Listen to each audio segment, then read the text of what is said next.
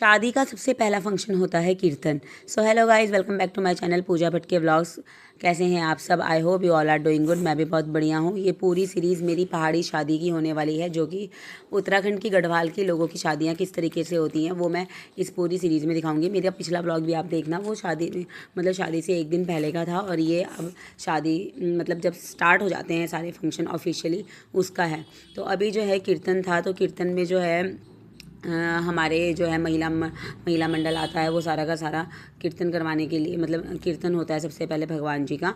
अभी मैं शिवाय को लेके जा रही थी कीर्तन में, क्योंकि शिवाय सो के उठ गया था और वो बहुत ज़्यादा क्रैंकी हो रहा था। वो ना कपड़े नहीं चेंज करने दे रहा था, तो मैंने उसके कपड़े चेंज नहीं किए और मैं उसे ऐसे ही कीर्तन में लेके आ गई, क्योंकि मैं तैयार रेडी हो चुकी थी कीर्तन के लिए। और कीर्तन ऑलमोस्ट यहाँ पे आधा हो चुका था, और तब तक मतलब स्टार्ट मतलब कर दिया था उन्होंने काफ़ी सारा ना।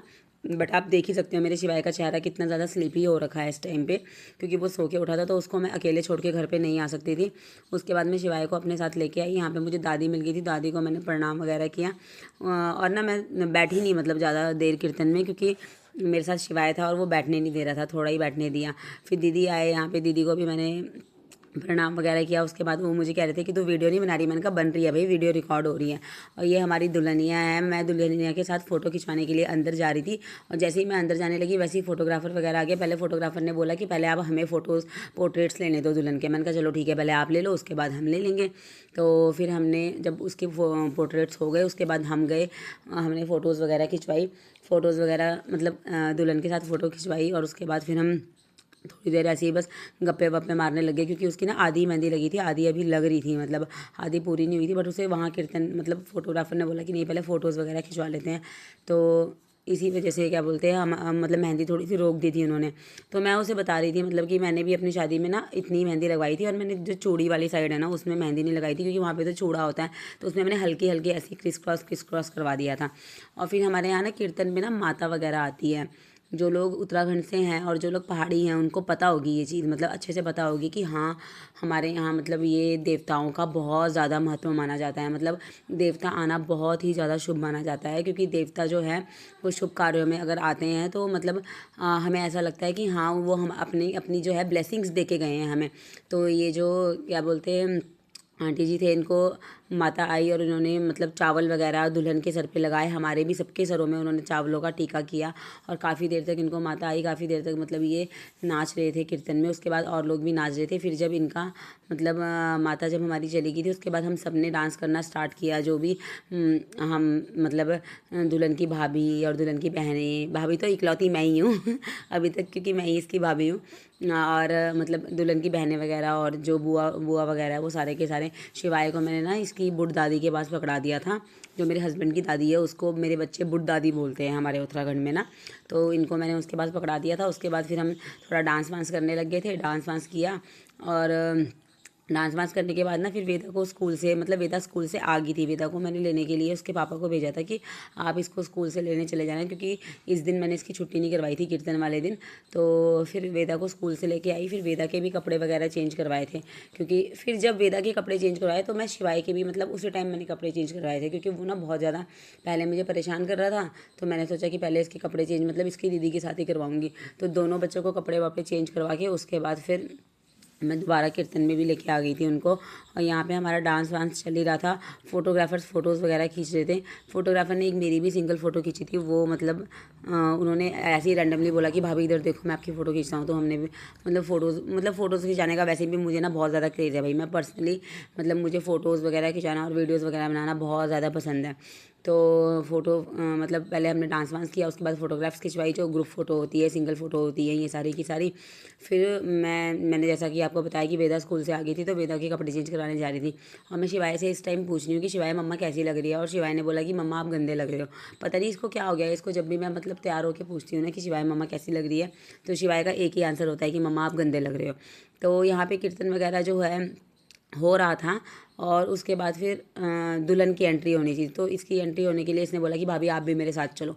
तो मैं और जो कैटू है वो इसके साथ आए थे, बट हम आगे नहीं गए, क्योंकि आगे हमारा कोई काम नहीं था। अब दुल्हन को जो है वो सारे के सारे लोग ब्लेसिंग्स दे के जाएंगे, मतलब ना, क्योंकि ये कीर्तन जो है वो पूरा हो गया था। अब सब के सब मतलब जितने भी हैं, मामी, चाची, ताई, बुआ, भाभी, ननद, जो भी मतलब रिश्ते होते हैं, रिलेटिव्स, ये सारे के सारे आएंगे एक एक करके अपने जोड़ों में, जो जोड़ों में आए हैं जो वो जोड़ों में आएंगे, जो अपने बच्चों के साथ आए हैं वो बच्चों के साथ आएंगे, जो सिंगल आए हैं वो सब आएंगे और एक एक करके मतलब दुल्हन को ब्लेसिंग्स दे के जाते हैं।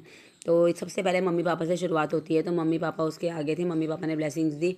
उसके बाद फिर बीच में हम भी आए ब्लेसिंग देने के लिए। मैं मेरे हस्बैंड और मेरे बच्चे। फिर जो क्या बोलते हैं, मैं पहले इस साइड को बैठने लगी थी, फिर उसने बोला कि नहीं भाभी आप लेफ़्ट साइड को बैठो और भैया को राइट साइड को बैठाओ। मैंने कहा चलो ठीक है।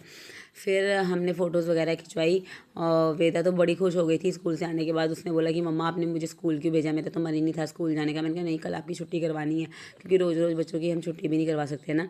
और उसके बाद हमने फ़ोटोज़ वगैरह खिंचवाई। तो इसमें ना मतलब ऐसा होता है कि फ्लावर वगैरह सर पे रखते हैं और मतलब पैसे वगैरह वार के वो थाली में रखते हैं, वो जो कीर्तन मंडली होती है शायद उनके लिए रखते हैं। तो फिर उसके बाद सबने ब्लेसिंग्स दी। ज़्यादा मैं शूट नहीं कर पाई या रिकॉर्ड नहीं कर पाई। उसके बाद लास्ट में आरती हुई। आरती करने के बाद हमने आरती कर दी थी। आरती करने के बाद फिर हम चल पड़े खाना खाने के लिए, क्योंकि बहुत भूख लग गई थी और खाना खाने में हम वैसे ही लेट हो गए थे, क्योंकि 3 साढ़े 3 बज चुके थे मतलब कीर्तन होते होते। और स्टार्ट तो कब का हो गया था, 11-12 बजे का, लेकिन लेट हो ही जाता है यार। काफ़ी सारी मतलब रिचुअल्स होते हैं, वो भी पूरे करने पड़ते हैं। उसके बाद हम खाना खाने के लिए गए। पीछे मैं अपने बच्चों को लेके खाना खाने के लिए गई। वेदा तो मेरी मतलब ज़्यादा कुछ खाती नहीं है। मेरी वेदा और शिवाय दोनों के दोनों सैलड ही खाते हैं, सिर्फ खीरा ही खा रहे थे। और मैं जो है मैंने दाल चावल, राजमा की दाल थी और चावल थी, दाल चावल वगैरह लिए। उसके बाद यहाँ पे जो हमारे पड़ोस में पूजा चाची रहती है ना, उनके साथ मैं गप्पे मारने लगी थी। वो ना जा रहे थे एक्चुअली खाना खा के। मैंने बोला मैं अकेले खाना खा रही हूँ, आप क्यों जा रहे हो? मैंने कहा मेरे साथ बैठो। वो कह रहे मैंने तो खा लिया। मैंने कहा नहीं बैठो। मैंने कहा मेरे साथ गप्पे मारो, जब तक मैं खाना फिनिश नहीं करूँगी तब तक आपको बैठना पड़ेगा। तो वो भी काफ़ी थोड़ी देर बैठे मेरे साथ। फिर हमने गप्पे शप्पे मारी, मेरा खाना भी हो गया था। फिर खाना खाने के बाद फिर मतलब सारा काम हो चुका था, कीर्तन हो गया था, खाना हो गया था, आरती वारती हो गई थी। उसके बाद मैंने सोचा कि यार मैं ना अपने क्या बोलते हैं मेहंदी लगवा लेती हूँ। तो सबसे पहले मैंने बाल टाइप किए। रबड़ ना मैं हाथ में ही लगा के घूम रही थी, क्योंकि मुझे पता था कि मुझे बाल कभी भी टाइप करने पड़ सकते हैं। थोड़ा बच्चों के साथ भी ये होता है कि बच्चे भी कभी कभी बाल वगैरह खींच देते हैं, तो रबड़ इसीलिए मैं हाथ में ही लगा के घूम रही थी। बल्कि मुझे वानी ने बोला भी कि मामी जी मुझे हाथ में रबड़ अच्छी नहीं लगती, मत लगाओ। बट मैंने बोला फिर अगर मुझे एकदम से चाहिए होगी तो फिर मैं किससे मांगूंगी, इसलिए मैं हाथ में ही लगा के घूम रही थी। फिर मैंने यहाँ पे दिया को बोला कि यार मेरी भी मेहंदी लगा दे। इसने दुल्हन की भी मेहंदी लगाई थी और इसने मेरी भी मेहंदी लगाई। मैंने सोचा मैं, क्योंकि दिन के टाइम ऐसा होता है कि आप ज़्यादा मतलब, क्योंकि शाम को मेहंदी थी, शाम को मेहंदी का फंक्शन था और दिन में कीर्तन होता है। तो शाम को मेहंदी का फंक्शन होता है, तो उसमें फिर आपको पता ही है कि आप इतने बिजी होते हो कि मेहंदी लगाओगे कि डांस करोगे, कि मतलब काफ़ी सारे काम भी होते हैं। काम तो क्या होते हैं, पर वही होता है डांस वांस, गाना वाना इधर उधर। तो इसलिए मैंने पहले ही मेहंदी लगवा ली थी। तो फिर मेरी मेहंदी दिया लगा रही थी और इसने काफ़ी अच्छी मेहंदी लगाई। भाई ये इतनी छोटी लड़की है, पता है स्कूल में पढ़ती है और इतनी प्यारी मेहंदी लगाती है। मैंने इससे पूछा, मैंने कहा कहीं से सीखी है? कहती नहीं भाभी मैं अपने आप ही लगाती हूँ, मुझे खुद से ही शौक है। मतलब मुझे खुद से ही, मतलब वही होता है ना आर्ट किसी के अंदर ना इनबिल्ट आ जाता है, तो वो खुद से ही मेहंदी लगाती हैं। तो यही था मेरा आज का व्लॉग। अगर आपको अच्छा लगा हो तो please like share and subscribe my channel. और ये मेरी पूरी सीरीज़ ध्यान से देखिएगा। ये मेरा कीर्तन का व्लॉग था। अब इसके बाद मेहंदी का आएगा, मेहंदी के बाद फिर हल्दी का आएगा, हल्दी के बाद शादी का आएगा, फिर शादी के रिचुअल्स का आएगा, फिर जो है दुल्हन की विदा, मतलब सारे, मतलब धीरे धीरे करके मैं सारे के सारी सीरीज़ एक एक करके अलग अलग पार्ट्स में अपलोड करूँगी। तो आप प्लीज़ ध्यान से देखिएगा। शिवाय ना लास्ट में आके मेरी गोदी में बैठ गया था, वो जा ही नहीं रहा था, बहुत परेशान कर रहा था। और इस टाइम तक मेरी मेहंदी थोड़ी थोड़ी सूखने लग गई थी। काफ़ी देर से तो मैंने वानी के पास पकड़ाया हुआ था, बट वानी कह रही थी कि मैं भी इरिटेट हो चुकी हूँ उससे, ये इधर उधर जा रहा है। फिर आके मेरी गोदी में बैठ गया। थैंक यू गाइज मेरा व्लॉग देखने के लिए। प्लीज़